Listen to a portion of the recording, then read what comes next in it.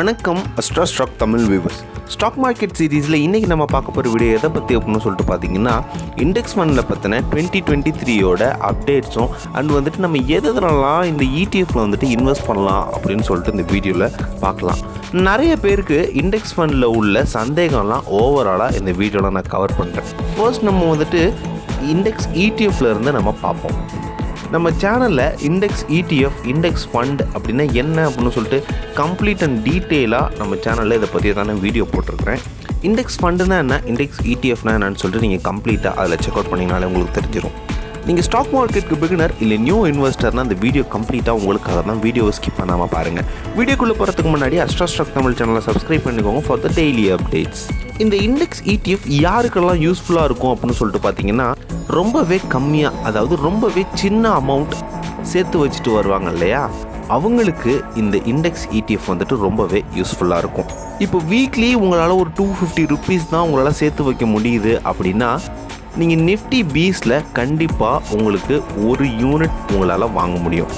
Nifty பீஸ்ங்கிறது என்ன அப்படின்னு சொல்லிட்டு பார்த்தீங்கன்னா, நிஃப்டி 50 டாப் 50 கம்பெனியில் நீங்கள் இன்வெஸ்ட் பண்ணுறீங்க அப்படின்னு சொல்லிட்டு தான் அர்த்தம். ETFல அது போலவே நிஃப்டி நெக்ஸ்ட் 50 ட்ராக் பண்ணுற ஒரு ETF என்ன அப்படின்னு சொல்லிட்டு பார்த்தீங்கன்னா, ஜூனியர் பீஸ் அப்படின்னு சொல்லுவாங்க. அதாவது அடுத்து உள்ள 50 கம்பெனிஸ், ஃபர்ஸ்ட் 50 கம்பெனிஸ் நிஃப்டி 50 அப்படின்னு சொல்லுவாங்க. நெக்ஸ்ட் 50 கேட்டகரியில், அதாவது நெக்ஸ்ட் ப்ரையாரிட்டியில் உள்ள 50 கம்பெனிஸ் அதை ட்ராக் பண்ணுறது தான் இந்த ஜூனியர் பீஸ் அப்படின்னு சொல்லுவாங்க. இதில் ஒரு யூனிட்டோட ரேட் பார்த்தீங்க அப்படின்னா 445 ருபீஸ் இருக்குது. ஸோ உங்கள்கிட்ட ஒரு 500 ருபீஸ் நீங்கள் வீக்லி உங்களால் சேவ் பண்ண முடியுது அப்படின்னா இதில் நீங்கள் கண்டிப்பாக ஒரு யூனிட் வாங்கலாம். அடுத்து பார்த்தீங்கன்னா மிட் 150 பீஸ் அப்படின்னு சொல்லுவாங்க.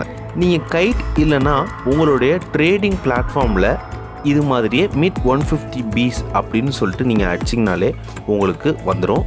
இதில் நீங்கள் மிட் கேப் 150 ஸ்டாக்ஸில் இன்வெஸ்ட் பண்ணி, அதாவது ட்ராக் பண்ணி வர ETFல நீங்கள் இன்வெஸ்ட் பண்ணுவீங்க. இதோட 1 யூனிட் ப்ரைஸ் எவ்வளோ அப்படின்னு சொல்லிட்டு பார்த்தீங்கன்னா 120 ருபீஸ் இருக்குது. ஸோ உங்கள்கிட்ட ஒரு 250 ருபீஸ் வச்சுருந்தீங்க அப்படின்னா நீங்கள் தாராளமாக அதில் 2 யூனிட்ஸ் உங்களால் வாங்க முடியும். இது மாதிரி நீங்கள் பண்ணுறது என்ன அப்படின்னு சொல்லிட்டு பார்த்தீங்கன்னா, டாப் 250 இந்தியன் கம்பெனிஸில் நீங்கள் ஃபார்எவர் இன்வெஸ்ட் பண்ணுறீங்க அப்படின்னு சொல்லிட்டு அர்த்தம்.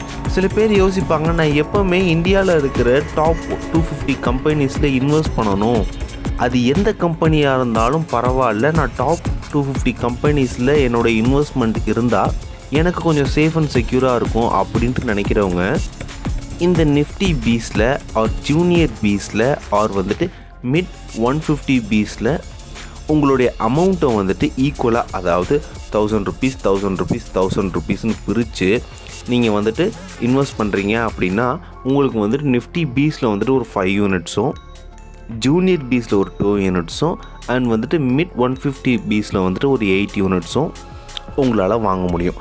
இது போல் ஈக்குவலாக இந்த 3லையுமே நீங்கள் காசு போட்டுகிட்டே வந்தீங்க அப்படின்னா உங்களுக்கு இந்த சின்ன சின்ன அமௌண்ட் சேர்க்குறவங்களுக்கு இது ரொம்பவே யூஸ்ஃபுல்லாக இருக்கும். திரும்ப சொல்கிறேன், நீங்கள் சின்ன அமௌண்ட் சேர்க்குறவங்களா இருந்தால் மட்டும் இந்த இண்டெக்ஸ் ETFல உள்ள இந்த பீஸ் கம்பெனியில் நீங்கள் இன்வெஸ்ட் பண்ணலாம். ஏன் அப்படின்னு சொல்லிட்டு பார்த்தீங்கன்னா, நீங்கள் ஒரு வாட்டி இன்வெஸ்ட் பண்ணும் போதும் ஐநாவை நீங்கள் செக் பண்ணணும். அண்ட் இந்த பீஸில் ஆட்டோமேட்டட் சிப் போட முடியாது. இதெல்லாம் தாண்டி நீங்கள் லிமிட்டில் தான் இந்த யூனிட்ஸை உங்களால் வாங்க முடியும். ஸோ சின்ன சின்ன அமௌண்ட் நீங்கள் சேவ் பண்ணுறவங்களா இருந்தால் இந்த இண்டெக்ஸ் ETFல பீஸ் கம்பெனிஸில் நீங்கள் இன்வெஸ்ட் பண்ணுறீங்க அப்படின்னா உங்களுக்கு ரொம்பவே யூஸ்ஃபுல்லாக இருக்கும். இந்த இண்டெக்ஸ் ஃபண்ட் அண்ட் இண்டெக்ஸ் ETFை பற்றியும் எப்படிலாம் ஃபர்தராக ப்ரொசீட் பண்ணணும் அப்படின்னும் நெக்ஸ்ட் வீடியோவில் நான் கம்ப்ளீட்டாக சொல்கிறேன். சேஃபாக ட்ரேட் பண்ணுங்கள், ஹாப்பியாக ஏர்ன் பண்ணுங்கள். Have a nice day.